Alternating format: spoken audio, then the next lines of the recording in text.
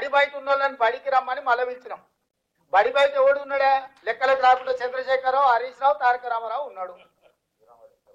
జనాభా లెక్కలలోనే లేరు. జనాభా లెక్కల నుంచి కొట్టేయాల్సిన పరిస్థితి వచ్చింది.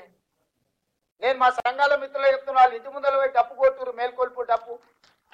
మా సంఘాలలో చేసినోని నన్ను తింటారేదా? చేసినోని నిలబెట్టి లైన్లో నిల్చోబెట్టి లెక్కలు కట్టకుండా. ఇవాళ బీసీ సంఘాలకు నా విజ్ఞప్తి ఒకటి, అరే ఇంత కష్టపడి మీకోసం తల బగల కొట్టుకొని మీకు ఏదో ఒకటి చేయాలా, మా నాయకుడు చెప్పిండు, దీన్ని ఎట్లో గట్లా ఒక పట్టాలు ఎక్కించాలని నేను ప్రయత్నం చేస్తే మళ్ళీ నన్నే రాళ్ళతో కొడుతూ. చేయనోడే మంచిగా బాధాప్తే ఫామ్ హౌస్ లో పండుకున్నా వాడే మంచోడాడు.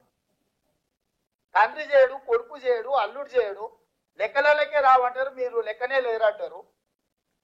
వాళ్ళేమో మంచోళ్ళు అయిపోయారు. వాళ్ళ సంఘాల మీటింగులు వాళ్ళు పెడితే వాళ్ళ దగ్గర పోయి మనోళ్ళు కూర్చుంటారు. ఇంత కష్టపడి చేసిన రేవంత్ రెడ్డిని విలన్ చేస్తారు. వద్దన్నటోడు ఎట్లా వద్దన్నాడు, వాడు విలనే. కావాలన్న వాళ్ళకి మీకోసం పనిచేస్తే మీరు కూడా విలన్ గా చూసినాక ఇంకా ఇంకా ఇంకా ఇక ఇక ఇది ఎట్లా ముందర పడుతుంది మీరు చెప్పురు. నాకు నష్టం మీకా నాకా? మరి ఇక మీరు దీన్ని కాపాడుకోకపోతే, మీరు వచ్చి అండగా నిలబడకపోతే, మీరు వచ్చి నా పక్కన నుంచొని మా ముఖ్యమంత్రి మా రేవంత్ రెడ్డి చేసింది 100% కరెక్టా, ఎవరా చెప్పినోడు రా లెక్క చేద్దాం రా, ఏ ఊర్లో ఏ వార్డులో ఏ సందులో తప్పుందో లెక్క చెప్పు, మేము వచ్చి నిలబడతామని మీరు కట్టబట్టుకొని నిలబట్టి సమస్యకు పరిష్కారం దొరుకుతుంది. మీరు చూసి చూడనట్టు మాకెందుకులే అన్నట్టు ఉన్నారంటే ఇది పట్టాలు ఎక్కదు. దీని పట్టాలు ఎక్కించుకొని రైలును పరిగెత్తించి మీరు అనుకున్న గమ్యం చేరాలంటే ఇక మీదే బాధ్యత. నా బాధ్యత అయిపోయింది.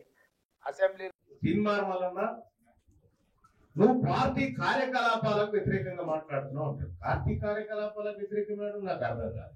అయితే విషయం ఏంటంటే వీళ్ళకి ఏర్పాటు తెలుసు అని కాంగ్రెస్ పార్టీ కాన్స్టిట్యూషన్ బుక్ అని ఒకటి ఉంది, అది తెచ్చిన వీళ్ళకి తెలియదన్న విషయం నాకు అప్పుడు అర్థమైంది. ఇలా కనీసం ఈ సోయి కూడా లేదని అప్పుడు అర్థమైంది నాకు.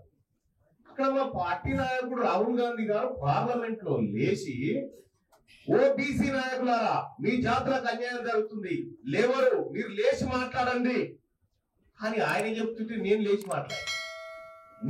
మాట్లాడితే వీళ్ళకి ఇబ్బంది, మీకు ఇబ్బంది అయితే నేనేం చేస్తామని దాన్ని. ఇవాళ తెలంగాణ రాష్ట్రంలో బీసీ అనేటువంటి మూవ్మెంట్ ని ఇట్లా ఎన్నో మట్టి పెద్దల మధ్యలో వచ్చి పెకిలించుకుంటూ రావడం జరిగింది. ఇక్కడ ఈ ఉద్యమానికి ఎంత అద్భుతమైన నినాదాన్ని ఇచ్చాడు చిరంజీవి గారు. ఇస్సా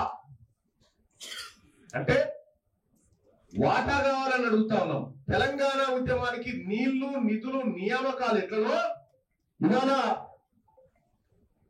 బీసీ ఉద్యమ నినాదాన్ని ఇవాళ కరీంనగర్ నుంచి నానోడి ద్వారా సార్ ఇచ్చినటువంటి అంశాన్ని నానోడి ద్వారా చెప్తా ఉన్నా.